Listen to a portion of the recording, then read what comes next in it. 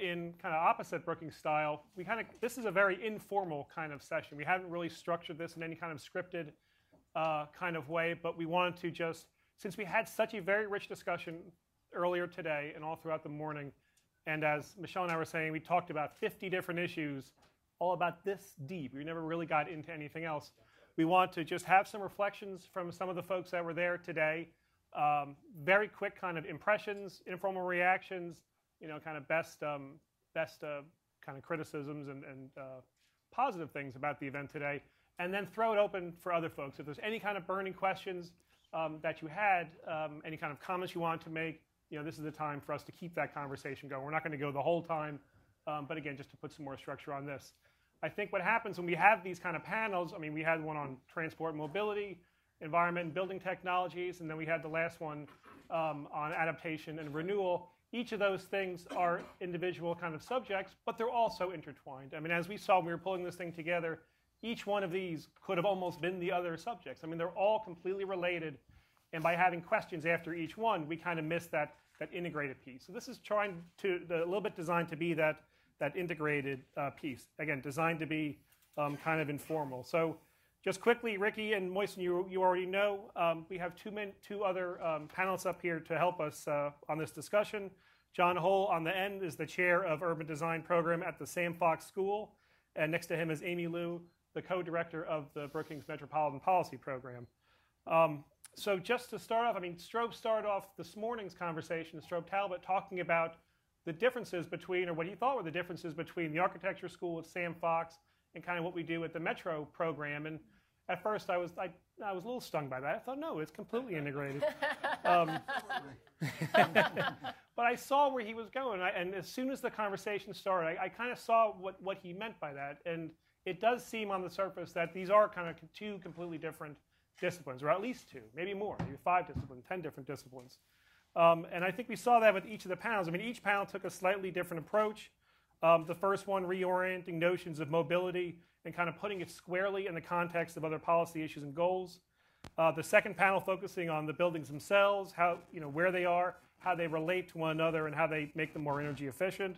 The third panel on a range of issues, design, nature, adapting to climate change. Again, really rich conversations in each of those. We got into jobs and the economy on each panel. The first one talking about manufacturing. We talked about fiscal and energy savings in the second panel. Got a little bit on jobs and cities and how they compete for quality of life and how they compete with one another in the third panel. And then terrific bookends, again, by Ricky and Moisen. I found tremendous value myself in the discussion because as opposed to some of these other conversations we have where we may talk abstractly about things like the economy or design or sustainability in kind of a higher level, but by having the folks here today, the representatives from the individual cities and metropolitan areas, and then you all in the room, I thought that what we got was a much greater tangibility and specificity than you get in some of these other conversations, which again are kind of a little bit looser. Again, so by having people who are actually doing these things in specific places, we uncovered, I think, some really interesting issues. And some of those, wound up being not tensions, but things I think some areas where we're a little maybe inconsistent, I think. We talked about economy and the environment, maybe as different motivators, maybe as related things, maybe there's different sides of the same coin. We talked about building technologies and affordable housing, maybe how those things are connected or maybe they're not connected, all this around social equity. Technology advances and traditional planning, maybe where planning and high-tech things kind of miss each other. I think that's me, sorry. And then all this at the end on planning, policy, and design, and how those things kind of need to be kind of more interacted and related to one another. But I think these tensions are good things. I think it's healthy to have those kinds of conflicts. I think it means that we're probably on to something when we get that very much specific. So we've asked folks just to provide some kind of informal remarks, just kind of their top line takeaways from today, their reflections. We'll hear from folks. We'll start with John at the end and then go this way, and then throw it open to everybody else. So, John? Okay, well, thank you very much, and good afternoon. I thought we'd start just really actually with the title, linking of innovation, sustainability, and cities, and just make a couple of observations on each one of them. So let's just start with sustainability, completely inadequate word. But what we clearly understand is there's a need for a different approach to city making has been clearly established. In fact, the science is in, climate change is here, we are clearly resource challenged. We know from some of the presentations, technology, performance, building, design is way ahead of social and economic sustainability. And we had a few panelists talking about how important catching up on that is. We also understand the natural systems eco-functionality far outperforms our current technology as well in terms of buildings. However, the next frontier of sustainability really being the need for collective human action as we move forward. Also the notion of embedded sustainability, the critical link between understanding the particularness of the building and how that changes and how that then relates to the scale of the region. So understanding sustainability as an embedded phenomena, one scale of performance really relating to another scale of performance becomes really critical as we move forward into talking about the urban. And the same thing, just as was mentioned, the topics, the synergies between the topics. We cannot actually begin to separate them. The silos versus the synergies phenomena in sustainability becomes very important. The one thing I think we should add to the conversation in terms of sustainability is really understanding the difference between weak and strong sustainability. We really need, as designers, to be, I believe, moving forward into the notion of strong sustainability.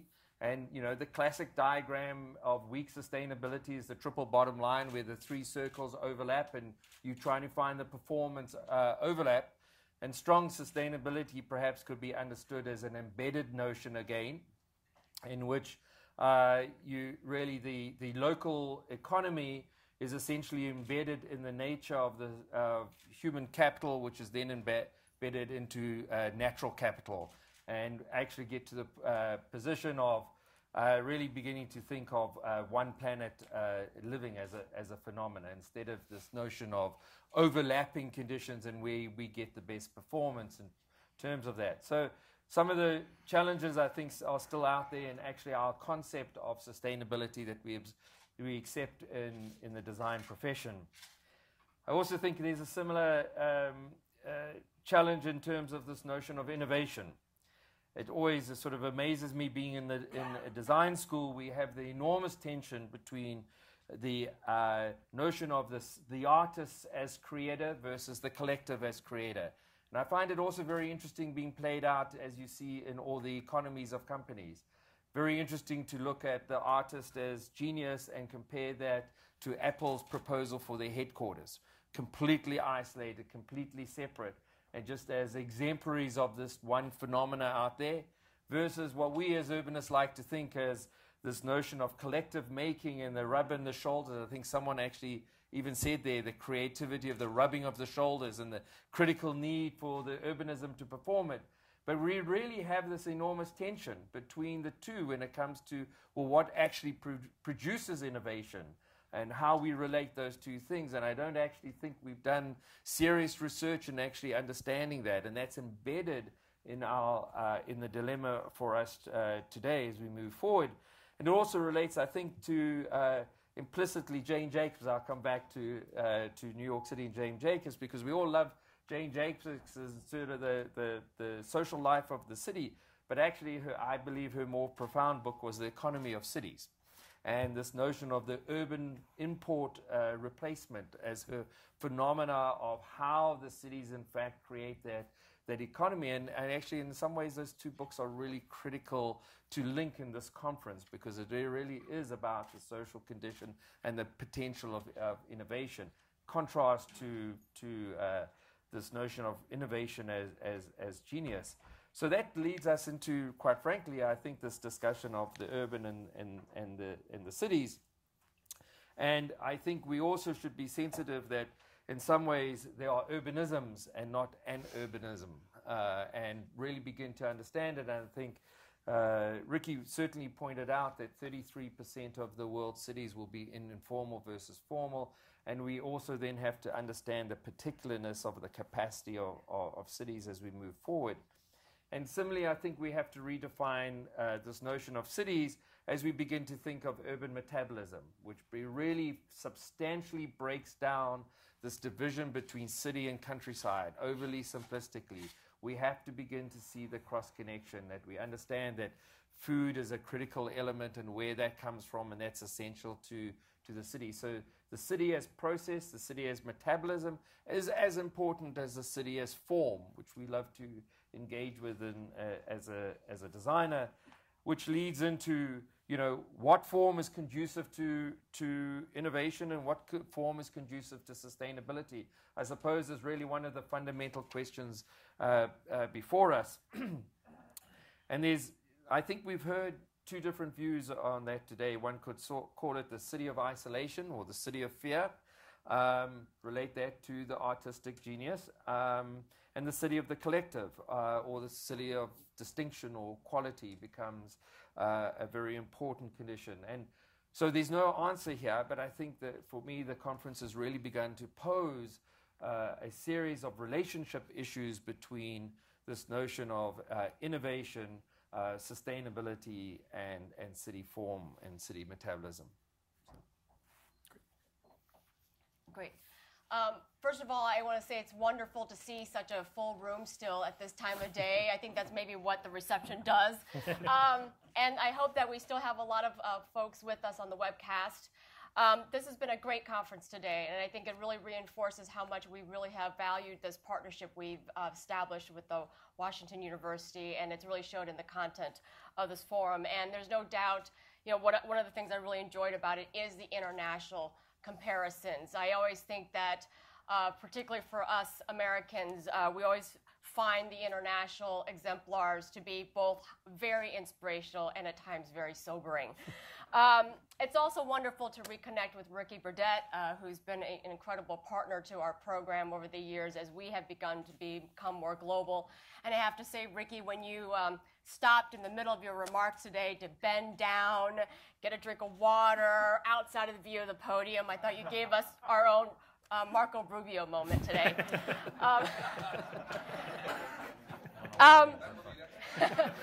Is that good? Is that good? I'll explain that to you later. I'm going to build off a theme that we just heard off about, but just take a lot of the conversations we had today and put it back into the original larger national and global context, which is first, we are seeing unprecedented rapid urbanization worldwide, with the majority of citizens now living in urban areas. And that rapid urbanization is pushing up enormous demand for energy efficient, sustainable solutions and products around the world. And I think that's why we're seeing all the experimentation and innovations that were featured today. But at the same time that happened, we are also in the midst of a global economic recession. And we are seeing fiscal crises in cities and nations around the world. And in that context, the focus on climate change actually has, in most places, been put on the back seat or the back burner to the more important conversation around just revenue growth and economic growth and recovery. So, you know, I think part of the reason why we put this conference together today was to really talk about the linkages between these two, because the only way we're going to be able to continue to provide sustainable solutions to the major challenges that all of us are facing worldwide is that we can also make an economic and fiscal case about them. And so I think that we've touched upon some of that today, but I think we need to be much more deliberate and intentional about joining up these two conversations. And I think that's why I think we all really enjoyed the fact that Alex Washburn talked about our favorite urban historians and writers, but the Jane Jacobs, I also came back to the same point as what Jane Jacobs really left for us is that the cities really are the economies of cities. Cities at the end of the day are economic systems. They exist because of their economic functions and the values and wealth that economic function brings to their communities that gets regenerated back to the firms and those families. So the question is, again, how do we take advantage of cities as economic systems as a way to advance our sustainable goals? And I do think that a lot of the themes that we talked about today did try to make those linkages. When we talked about the tools of land use plans or regulations or even tax policies or pilot projects or things, those are all tools to change market behavior, whether that market behavior is a firm, a developer, a resident, a consumer. We are all trying to use those tools to create market behavior in support of more sustainable products and solutions. And those more sustainable products and solutions can then get put back as job generators, as new products, as new technologies and innovations that the market then can continue to scale. And I think we did hear those themes today, but again, I want to continue to connect these dots because, again, we're not going to be able to get to that scale or get to that transformation by just regulation, public spending, and all of those other things. We need the market, which again is people and firms, to take it further. And so, I just think that, just going through some of the vignettes today, we did talk a little bit about that. I think Ricky, when he talked about the Olympic Legacy Park, that urban regeneration project is about brownfields redevelopment and resource efficiency in terms of redevelopment, and that created certainly economic opportunities as well as a lot of sustainable solutions. I think the Copenhagen story was really about the fact that we had a whole group of consumers that demanded bicycling because it was convenient and cost efficient. That is a market phenomenon, and that market phenomenon was made possible by the fact that a lot of regulations and land use made that cost and convenient equation easy for the consumer. So, I want to, again, think about that as not just a design success, but really a market success. It's one of the things that we're trying to aspire to in many U.S. cities is how do we get that consumer demand to exist in more places. The story about New York City and the High Line. I think I saw a bunch of tweets about the statistic you used about the $100 million investment resulted in $2 billion in private sector investment. That exactly shows that when you do smart public spaces and design, that the private sector and the consumers will follow. And so there are synergies like that. I think even Rob asked me to talk a little bit about Sandy, and I have done 5-6 years worth of work in New Orleans post Hurricane Katrina.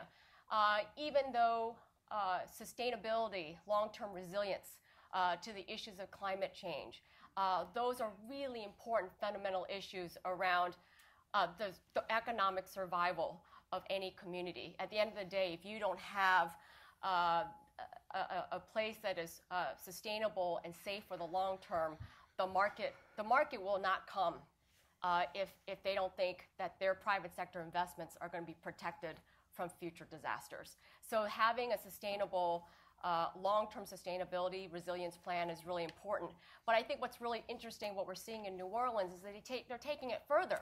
They're taking, we all of a sudden have an expertise that is beginning to emerge in our part of the Gulf Coast. We're starting to see more civil engineers, a lot more sustainability experts, a lot of designers, a lot of coastal restoration experts flooding this part of our country, trying to figure out how do we implement these solutions and test these solutions here all along the Gulf Coast. Can we take that cluster of expertise and actually turn it into an economic function, an economic expertise housed in our universities, housed in the firms, capture those economic activities in our communities, and then export that expertise to other coastal communities around the U.S. and around the world? That has to be done intentionally, but that comes back to the circular nature of between environment, space, and the economic opportunity that comes from it. And lastly, I just, because we've done so much work in Portland, is Chandra still here? I don't know if Chandra Brown is still here, but But Portland I think is a great example right now of the confluence between sustainability and the economy. And I think what's really interesting is in the last couple years, Portland has always said we've been at the cutting edge of being the city that's been great at metropolitan land use and design and sustainability. We're known worldwide for sustainability. We have only one of two formal forms of regional governance when it comes to metropolitan development. But we don't want to be known for just being a good green city and good at land use planning. We want to be known as a place with good regional economic planning as well. And now they're bringing these two expertise together. And one of the ways they're seeing it is not only because they have streetcar designs in their community that now becomes a form of attracting firms who are manufacturing, but now they have a trade strategy that is bringing together all their expertise in new green clusters around their energy efficient designs, their electric vehicle expertise, their streetcars, their architects and designers. They're now bringing that all together as a cluster and actually marketing that as a traded sector to meet the global demand for these energy efficient solutions. And their brand, We Build Green Cities, is now being sold and bought in Sao Paulo and increasingly in other markets around the world. That is smart. Not only are they doing it and applying it at home, they're now applying and taking all that expertise around the world. And so this is all just to say that my plea to all of us who are in this field is that the more we understand cities as complex systems of subsystems, of economies, of human social systems, as environmental systems, the more that we can connect those subsystems together, which is what makes cities so great, the more we can get to the scale and transformation that we all desire when it comes to sustainability. Thanks. Great. It's really a couple of small points since I just had the opportunity to say quite a lot of things. I think it was interesting today that we had topics and we had geographies, and the relationship between topics and geographies points out that there is not a singular notion of innovative metropolis or one thing that you try to apply all over. This kind of idea has been used before in terms of certain ideas of design or some other solutions.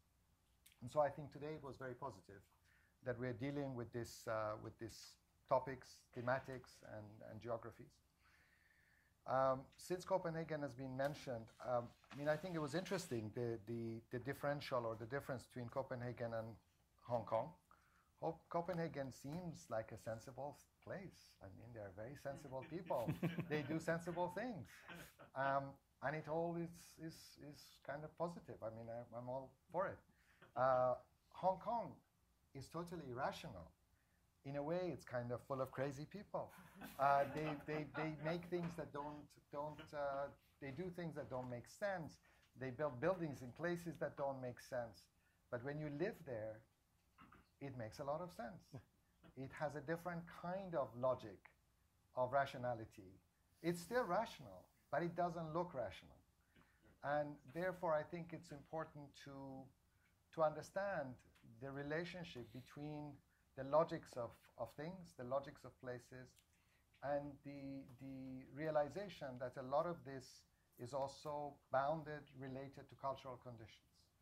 Today we haven't really had a lot of time to talk about culture.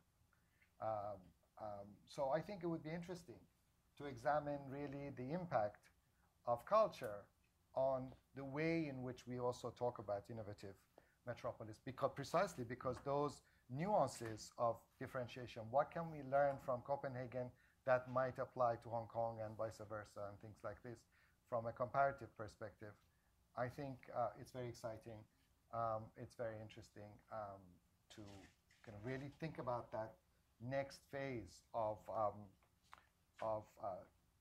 applicable takeaways or methods of examining things and bringing about a different kind of reality. So that's something that I think. you know, it's the end of an interesting day, and I always get worried when we all agree. There's got to be something wrong. And the first thought is, I mean, we're preaching to the converted, right? Right. We all agree. Yeah. And I think if there was another bunch, which Brookings frequents these people a lot, politicians or investors, they wouldn't agree with many of the things we've said. And I think there's an elephant in the room. There's a chasm between what we're saying and we're nodding and what most people out there do. I mean, I was speaking to Fabio about São Paulo. I mean, basically the development community and the corrupt political community just will not allow any of the things we're talking about to happen. I mean, that's a sort of reality of what's happening, despite high-quality architects and high-quality discourse. You know? So I think there's a lot that needs to be done, particularly by institutions like yours, about cutting across those different discourses. Right? So my coded question to Alex Washburn earlier was really aimed at you, Right. which is we've worked together for a number of years about the importance of place, design, quality in cities, in regeneration. That was fine up until 2000, 2007, 2008. Then we know what happened, right? And everyone is, you've mentioned it, you know, concern about where's the money coming from, who's going to pay for it, etc. And I note, and even in the conversations I've had with Bruce, we're very open about this. You've got to be joking that you're going to put in front of a sort of senator or governor of a state or someone from the private sector, all this stuff about frou-frou design first. You've got to get jobs, and so we're going back, I think, not forward. I'm worried about that. And I think my point to you is that what does an effective and urban designer do at the city level to create that flexibility, that resilience, which actually encourages jobs, should not be separated out and be the responsibility of the economic deputy mayor, however good he happens to be. I mean, and I actually think we still work in silos. One of the advantages, like you say about Copenhagen, you haven't worked in silos for 200 years. I mean, and therefore there's a sort of accumulated culture there, which is important. One thing we didn't talk about, which is designed but sort of implied by what you were saying, John, at another level, is these. What does this do? And not in the sense which you raised very interestingly about the form of the city and the point about metabolism, but also in terms of production. I mean, this is going back to jobs. I came from a debate 2 days ago in London with Tony Giddens, one of the greatest living sociologists in the world, whose big concern today is that we've all ignored climate change. Whatever we say, look at the UN, totally and utterly useless. No one's made any decision. America, Canada, China, Russia, all being at the front line saying, forget it. A few little bourgeois European cities, countries, it doesn't make any difference at all. And he raised this point, which was extremely interesting to me, and we just haven't thought about it, which is, what is the impact of the new technology of 3D printing, whereby you can practically, with a laptop or one of these, create a chair, or actually create a table or more, or a car, in the middle of your city without causing pollution or everything else. Now I think that, and of course you and Bruce have done amazing work on the green economy, but how that technology actually, we were just saying with Alex, you could put that on the ground floor or the first floor of Red Hook, and when the water comes in, okay, you buy a new machine, but you don't drown. I mean, things like that. But that's very important in terms of the ecology of place, and I don't think we've talked about that enough. And I think that's an area. You want to comment on that? Yeah, can I? Are you? I could go on. So I think I like the fact that you're honest about where we are in this conversation, and I think this is in part why, we see really innovative things happening around the country. But at the end of the day, for us to break through, it has to tie back to the economy. And it is something that we have been trying to do here at Brookings. I think if some of you Ricky mentioned it, but we have put out a report that tries to size the clean economy in every single city and metropolitan area in the United States, even down to every single county. And we basically found that there are 2.7 million clean economy jobs in the United States, which is bigger than the fossil fuel economy, by the way. And, but when we say what's a clean economy job, we're very explicit about the fact that it includes mass transit, it includes water sewer infrastructure workers, and it includes and then not just the solar panels, which has gotten its own level of visibility, but that's a very diverse set of actors and subsectors that make up the clean economy, all the things that we all care about, including on the planning and design side. But the other thing we found was also that, clean economy products, which includes those produced by architects and planners and transportation experts, are now valued at the clean economy exports produce 2 times more value than the typical U.S. export. That tells you the amount of demand from the urbanizing cities around the world for clean economy solutions and energy efficient designs and resource efficient products. And so I think the question is, we are trying to constantly say that all these innovations at the different scales have huge market demand if we continue to support the innovation cycle in these. So that's my first point. The second is that this conversation about the embrace for climate change or the clean economy is not going to happen in Washington. It's not going to happen at the national level. It is going to happen in the cities. And that's the other thing that we have always talked about at the end of the day, is many of the big solutions that we're seeing around the world are being solved from the bottom up, not from the top down. And if we waited for Washington and our national governments to act, we will be here forever. So in the meantime, we see states that are beginning to solve it, whether you agree with it or not, but we're going to have to see it more so in the cities and the metropolitan areas where all of these issues come to ground. And in many respects, all the stories that we saw today, you did try to integrate the conversation between sustainability and economy. That's where we see it, and the human impact as well. That cities connect these dots all the time. They have to.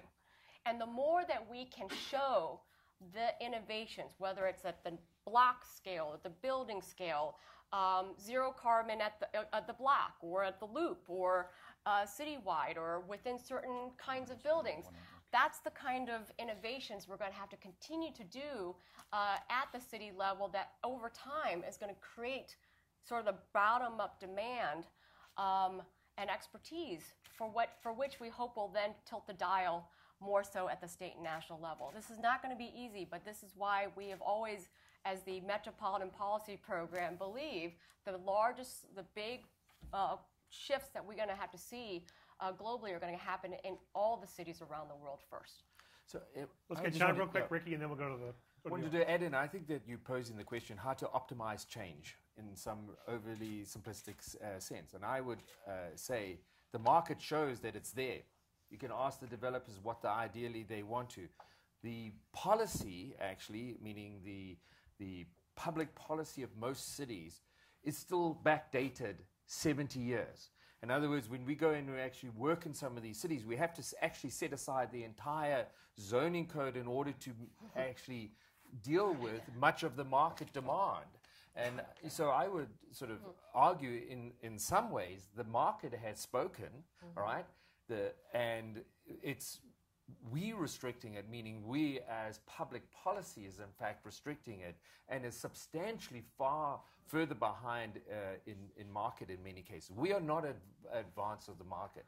And policy has to in fact lead, which comes back to this notion someone mentioned, the importance of vision and leadership and that time frame that comes out, because that's what's making the difference.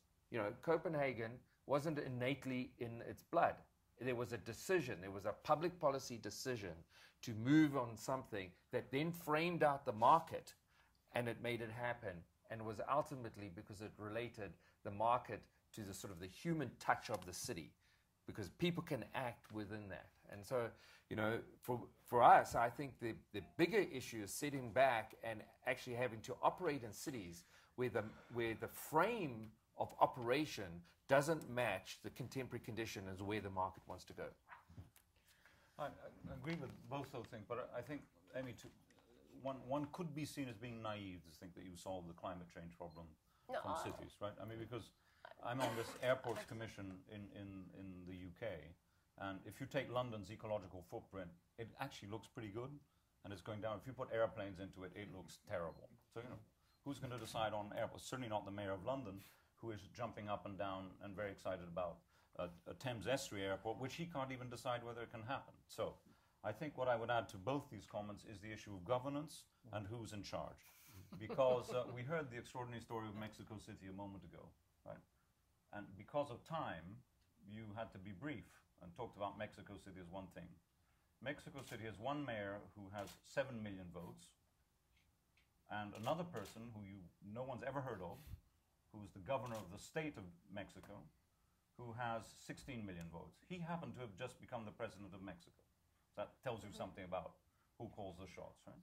Now, if you don't have the sort of alignment and the institutional power behind some of these structures, you're not going to be able to do some of the things you're talking about at all. And the fact that the market leads and who follows, I don't know. The great advantage of London at the moment, we talked about the Green Belt earlier, is that the mayor of London is responsible for all the transport, all the other issues, air quality, within that whole area, right? And of course, many American cities, I learned from you, Amy, do not have that power. Governance is and governance and alignments and the lack of regional control and all the valuable work you've done with Cleveland, St. Louis, to try and, in a way, construct that outside the political system.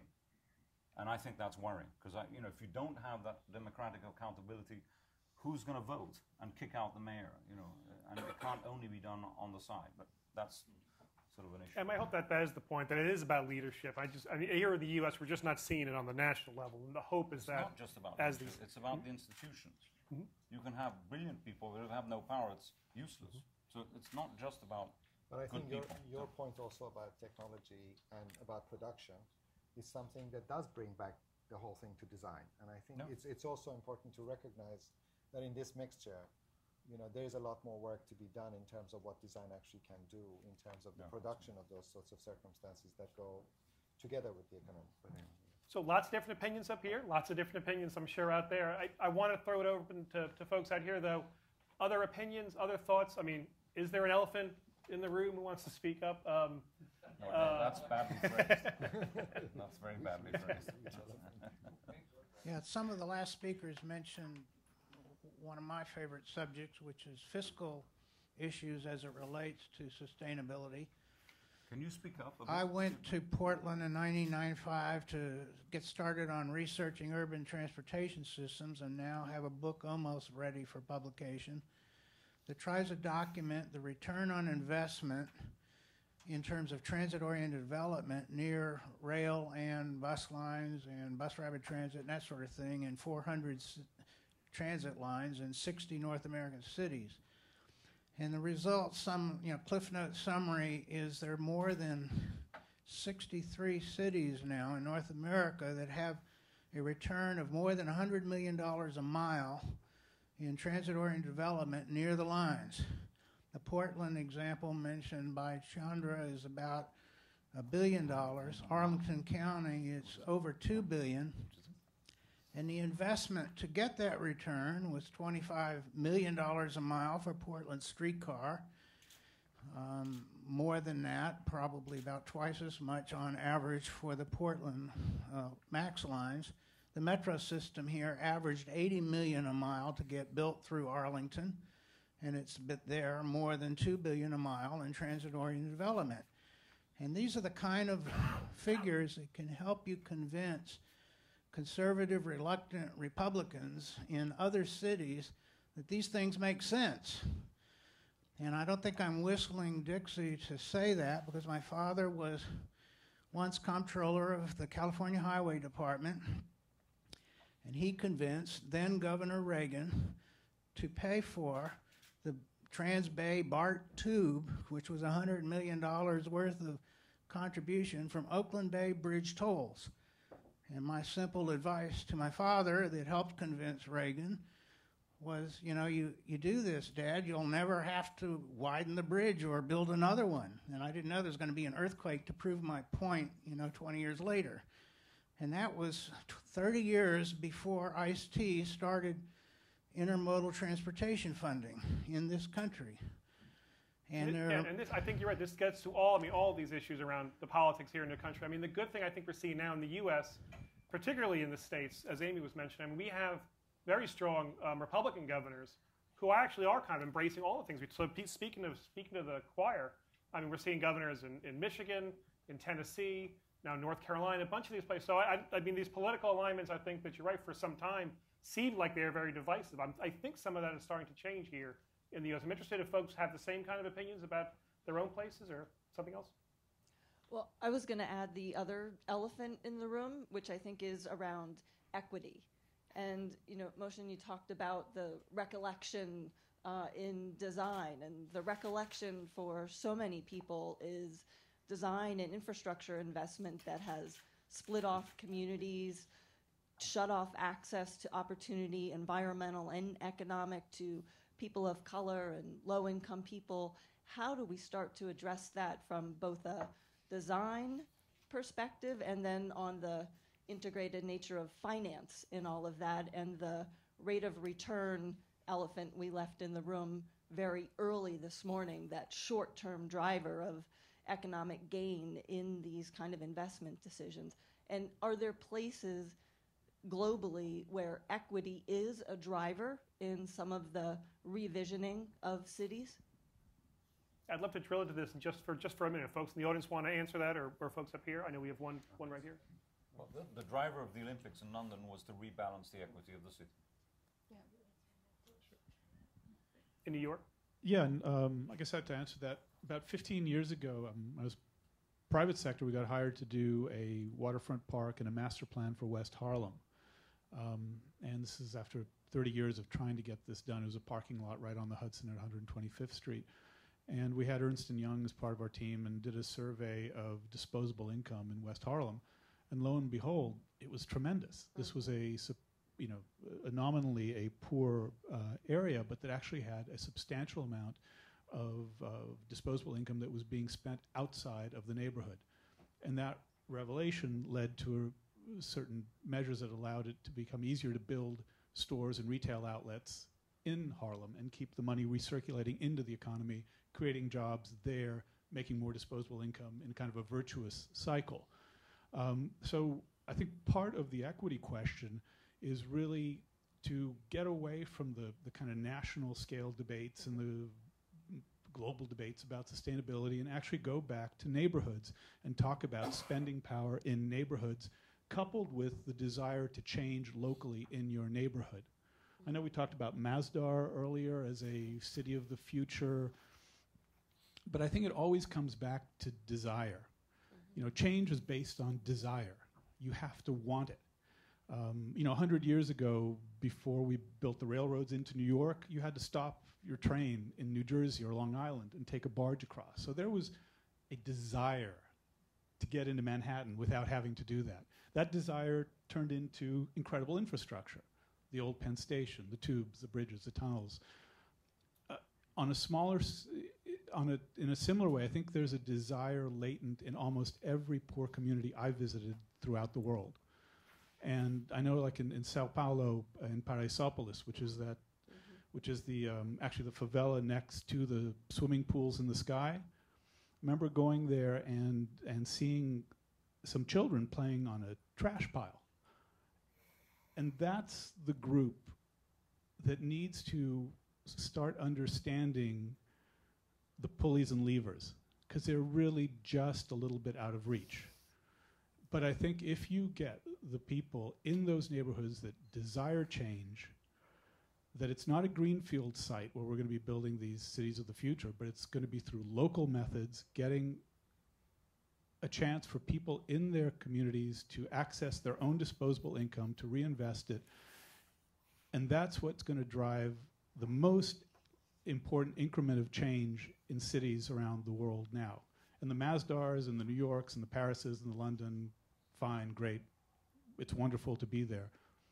But yeah, so this is sort of a rambling answer to your question. That's an important point. We don't see, that doesn't seem to be part of the narrative around this in a lot of cases, but I want to hear what other folks have to say. You led right into... Can you stand up so the cameras and the folks in the back can see you? However you're comfortable.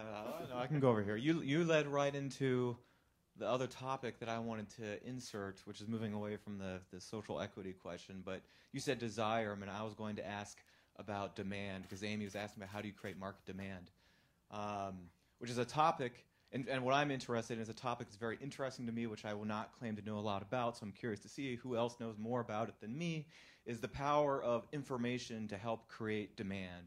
Because I think this is something that's really missing on the design side, whether it's in poor communities or even many wealthy communities in the U.S. I think there's a lot of people who literally have no exposure to the kind of urban designs that most of us have been exposed to, and they have no vision of what their community can even be like. And that's one type of information, the potential to do pilot projects and so on to expose them to that in their communities. And on my specialty, the power of information about energy use, for example, being another. The idea that you have no idea how much energy you are consuming relative to your neighbor, and to realize that not only is their quality of space so much better, but also, by the way, they're paying, their electricity bill is 1/3 of yours. And just getting those different types of information into the hands of people in order to create the demand that's missing right now. Interesting point. One back here.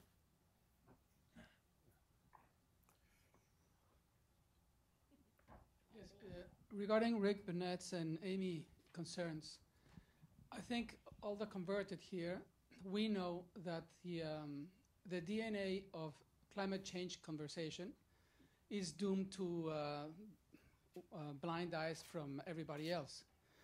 But that's because it's assumed to be an extra cost over whatever we're doing every day, which is not. You just ask the insurance companies what is their bill nowadays.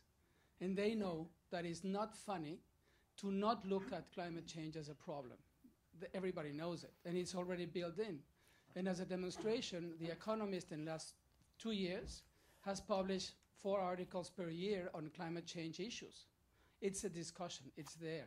So the only thing that we need to do is probably not talk on climate change issues per se, because it's a boring subject, because it's such a large variables to address.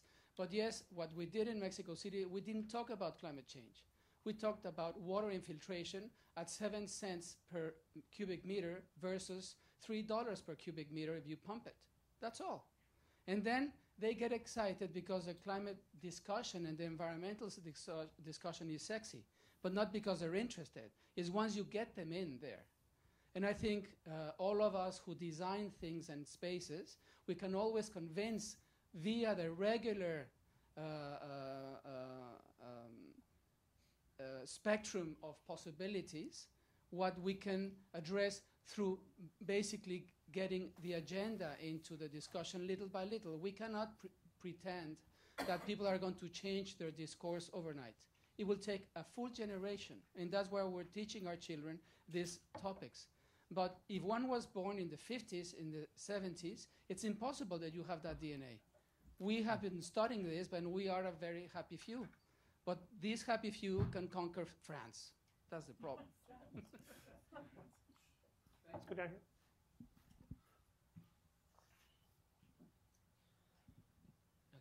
Hi, I have a question to connect a couple of things that I've heard. One is about the idea of a spectrum of scales that ecology and economies work across. And two, the idea about whether it's sort of market or whether it's government and institutions and leadership.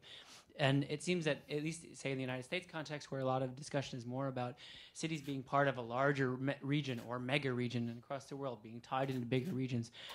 Is that a challenge, or what are the difficulties of trying to address sustainability at the scale of a region? Because can you market at that scale? Can market approach that scale? And can government not, when you cross state or national boundaries, do those things need to be rethinked to really address the issues when they work at that large of a scale?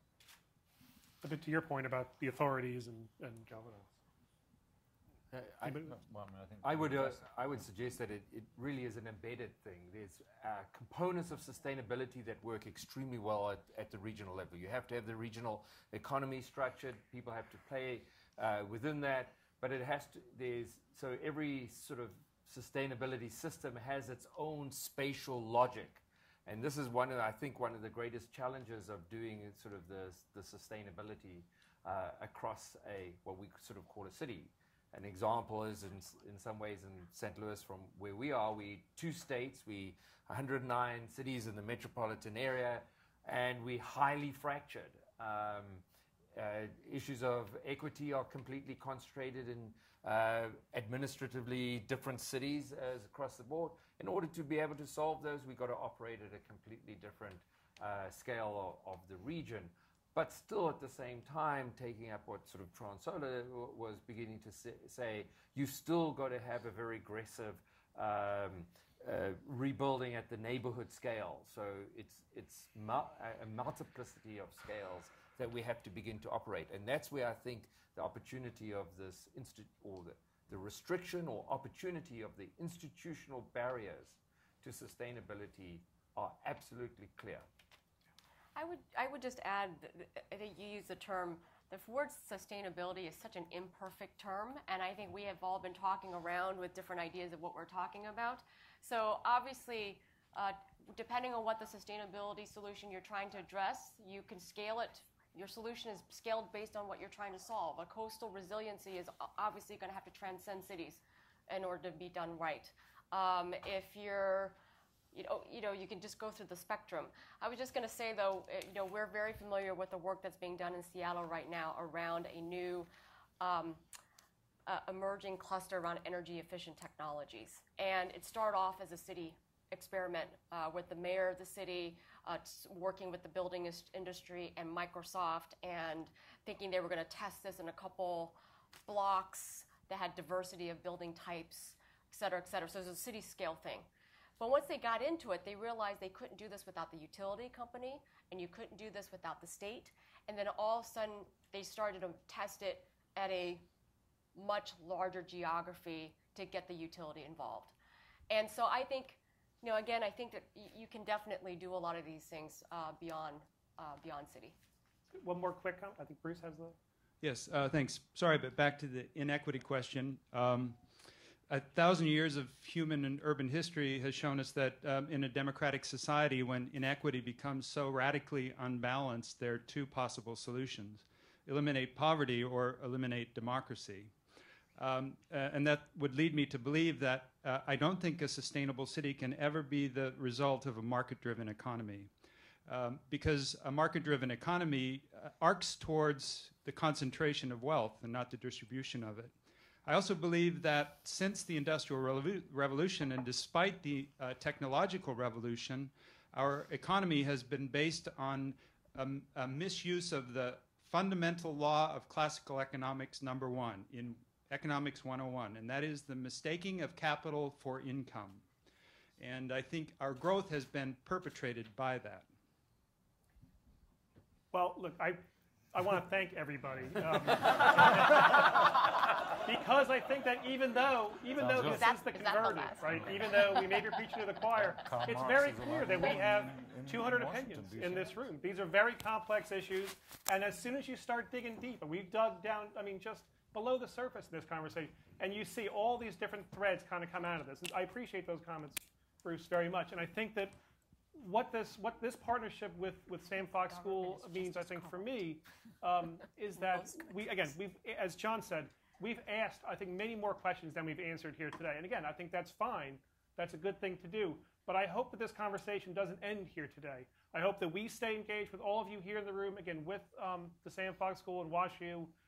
This is a different kind of group, I think, for all of us here. I think that the collaboration that we've seen and this discussion has been extremely rich. Not the kind of conversation we would have had if we just did ourselves. Probably not the conversation you would have had if you did yourself. So all that is very good and very important. I want to, just before you end, just want to thank Peter and Nicole and the whole team at WashU for all the work that they've done. This has been a very, very rich day. It's really made me think about a lot of different things. I hope that you all have too. I want to thank Joe Kane and Taylor on my staff. And thank you all for all the panelists and everybody for the terrific conversation and discussion here today. So Peter? Never the final word, obviously given the range and depth of conversation we've had today. But I think I want to, in the first place, agree on one thing with Rob, that we're very grateful for the audience here and the audience online and the audience out there on camera still. And we're certainly grateful to our keynote speakers, all of our panelists who've come from near and far and given their time and energy. And both staffs of the Sam Fox School as well as of the Brookings. If there's a takeaway from, I suppose, the academic sector, which I think, in a way, we've heard from academics along the way, is that, in fact, as much as the academy focuses on the ideal, it increasingly focuses on the real. And it increasingly is an engaged academy and a responsible academy. And that's, I think, instructive for us all. We are no longer, I think, should be perceived as living within our ivory towers. We are increasingly trying to break down the siloed walls of our disciplines and to communicate with each other as much as with the general public. My background before architecture and design was in poetry, and I've often found poetry to be a way of reconciling many tensions and many ideas. You can take it two ways. There's a fantastic poet and essayist, Joseph Brodsky, who says that before we are ethical people, we are aesthetic people, that it is fundamentally human to perceive beauty, and in perceiving beauty, we perceive what should be right in the world. There's also a Harvard philosopher, Elaine Scarry, who's written a very fine small book some years ago called On Beauty and Being Just, in which she makes essentially the same point, that in recognizing beauty, the aesthetic qualities, we are also recognizing what could be right and just in the world, and we seek to remake it over and over again in our lives. Strobe Talbot began the day by suggesting that there might be a dichotomy in this overall day of conversations, and I would suggest, in fact, that there is no dichotomy at all, that we are reconciled to each other as both economists and designers, that that's the fundamental meaning of economy, as well as the fundamental meaning of design. And in that spirit, I thank you all again for your engagement with the day.